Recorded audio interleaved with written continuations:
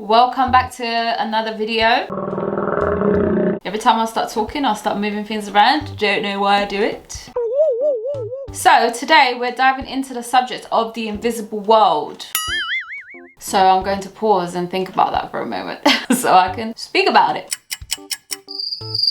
I don't know why the concept of not being able to see what you really are is like very sad to me. And I know that like lots of people would justify, and they have justified it, the fact that we're in a game, God and life is about evolving, is about getting better, is about learning lessons.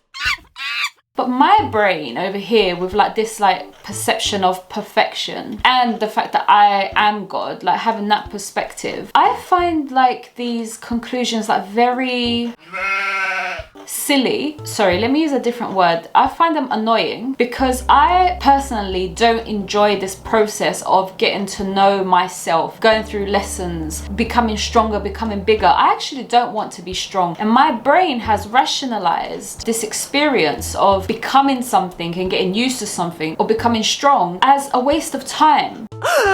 It has rationalized it. So if God intended for me to learn lessons, this particular lesson is very not enjoyable. So then it kind of begs the question, does God want you to go through things that are not enjoyable? No. Again, with my perception of life, I would say no, because I don't want to go through bad things. Why would I want other people to go through bad things? Like I don't.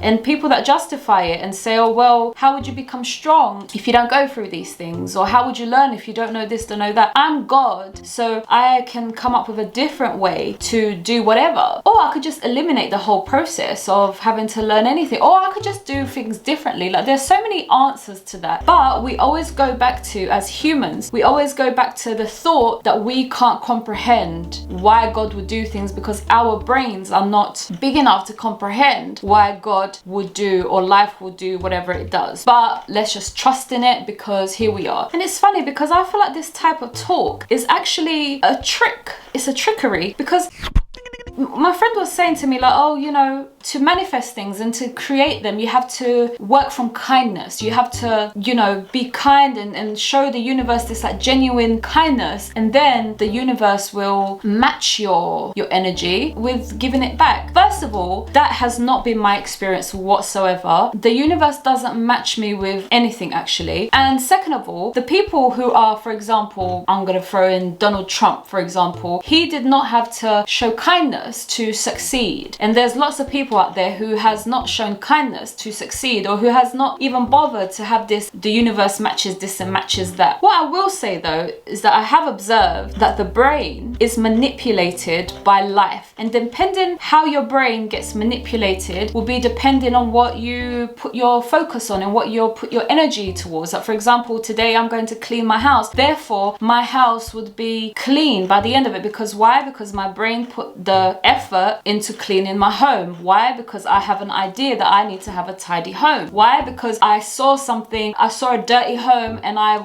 really didn't like it, and here I am making sure that I've got a spotless home all the time. So depending on how your brain is manipulated, and I say the word manipulated because actually now we don't use it creatively in the free will, we actually manipulated by society to think certain things or do certain things. But anyway, here we are, we have a manipulated brain, and so then we focus on what we focus on and we create what we create based on that manipulation. I can replace the word manipulation to influence, to free will, to choice, to creativity. But here we are, manipulated brains creating life. And so actually, if we all decided that, well, the universe doesn't match anything, the universe does the opposite, so the universe will give you the opposite, the brain will create that because the brain is the one that's in charge here.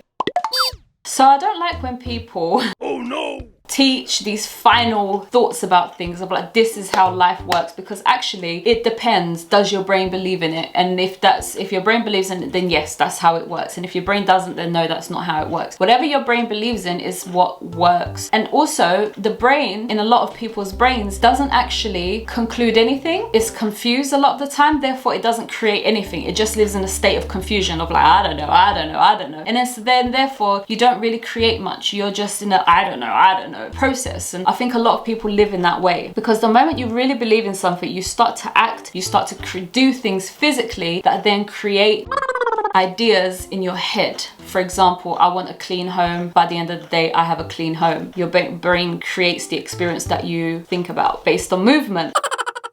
And so then in that sense, life would then, for some reason, it would then oddly give you all of the things that you are wanting to do. So for example, I want to clean my house. Life has supplied me with these cleaning products, with a Hoover, with things, you know, I want my house to look pretty. Life has given me options of a sofa and pillows. And so then life is giving you all of these props, let's say, to create these things that you choose to create based on your manipulation. Anyway, I've said all of that for some odd reason, because I'm not even speaking about that, because today I am speaking about the invisible world, which I kind of touched on there when I said life kind of gives you things in life, you know, depending on your manipulated brain, life would, and what it wants, life would throw things in your way to kind of support what it is that you're trying to create. So actually, people who don't want to create anything and they're just like, oh, I'm confused, maybe life would just kind of like throw them things that don't make them do anything. Oops. But I guess the teaching, okay. Let me rephrase that. I guess the thing to remember that we are not paying attention to in life is that we have this feeling inside of us that if we listen to it, it will lead us to creating things that make us happy. But I guess that we don't do that. We don't listen to our feelings, and we kind of just do what we've been manipulated to do. For example, don't make no choices, sit there, be quiet, go to school, become a doctor, like all these manipulations of the brain. And really, we're not listening to our desires. And if we did, and we kind of decided after decided, yes, I want to do that, and then you start to act in the same way that if you wanted to become a doctor, you'd go and do those things to become a doctor. So you do the same thing based on your feelings, and you go and do things, and then life will then start supporting your process. Anyway, so this invisible world, I can't at this point, right, understand why it's invisible, meaning why we don't understand life fully, because I, for one, am not enjoying life like this, like not understanding what I was before I was born, what I am when I die, why are we doing all of this, what's the point in it, you know, what is God, what's the origin of God, what's the origin of me, and what's the origin of all things, what science paints is like stupidly disappointing, what religion paints is annoyingly disappointing. Everything is disappointing, and I can't begin to understand why I'm so disappointed and why everything is like this. But here we are, and we seem to have an invisible world. And what's sad is that like a lot of people right now, the brains, they're not aware of this invisibility. Because why? Because they're in this like non-choosing state of confusion of like, I don't know. But having said that, people go out of their ways to like experience things. So some people go and do ayahuasca, or some people do DMT. And I guess those people come back with lots to say about what they have experienced. I did speak to somebody who did say that they can never begin to believe the experience of the mind when it's under an influence of a substance like drugs or whatever. It's because literally it's your mind being creative. But having said that, what the heck? Even if that is like the explanation, like my mind was creating because it mixed with this substance and now it's created this whole thing, like what the heck? How does the brain do that? Isn't that in itself showing you that life is massive? When I say massive, I mean it's magnificent that it can do that. It can like create this whole universe based on my brain mixing with this liquid, and then boom. Which obviously we do that with chemicals in laboratories anyway, where we create things based on the boom or whatever. And that's how they say that the universe came about, as the boom. Science says that. Anyway, so these people, they go do ayahuasca, and then they have these experiences where they see the other side. So before we're born, after we die, there's a whole other side to life, and they go and see that space. Lots of people come back with different things, but they all kind of say the same thing, right? That life, well, actually, from what I've heard, because I've not heard everybody's experiences, but life is, there's a feeling to life that is like magnificently powerful and loving. It feels amazing and big and loving. I'm just like quite frustrated that I'm not connected to the invisible world and I can't really see it. Because basically, right, I guess what I'm saying is that there is so much going on, more than what our eyes can see. But we already know that because of, well, we can't see energies, and then there's certain cameras that can see the energy. So we already know that there's lots going on that we can't see. right? But I'm talking about more in a mystical sense of like, there is more to life going on right here, right now than what we could see. Basically, what is the other side of before you're born and after you die? Like, what is that side? And apparently when people do ayahuasca, they cross over to that side, right? And what they come back with is like this whole thing that we've been talking about for like thousands of years of like, there's a whole other side to life. When we die and before we're born, there's a whole other side to it. And that side is literally right here, right now. So therefore, I'm here, sitting here, speaking to the camera, but there is much more going on. Like, for example, I don't know what I was gonna say, Freddie there. Freddie, Lola, Teddy, I just named the dogs, Onyx. Let's pretend that they're all on the other side. They're just like watching me right now. I don't know why I don't have access to them directly, why they don't have access to me. Like, for example, I experienced a lot of like random thoughts that come into my head, or like little voices, but not voices like in the external world, like here, voices like in my head. Like, I experience loads of things like that. Or like, for example, oh, your phone's gonna ring, so, oh, my phone's gonna ring, and then my phone will ring. It's like stuff like that where it's like, wow, it's not really understood, or you can't really explain it based on this world. So there's a whole other world going on. Now, we typically in this world, we don't think about that, we don't talk about that. Actually, we do the opposite. We say we have no idea where we came from, the Big Bang, God, demons, devil, I don't know, they just say loads of things. Yet most brains are in that place of like no creation, where they're like, I don't know. So here we are and we have no connection to the invisible world, which is AKA the other side. What I know for certain, yeah, is that I am not happy with this scenario. I'm sorry if everybody else is happy, if loads of people are like, yeah, I'm fine with this game, like, oh, isn't it amazing to not know who we are?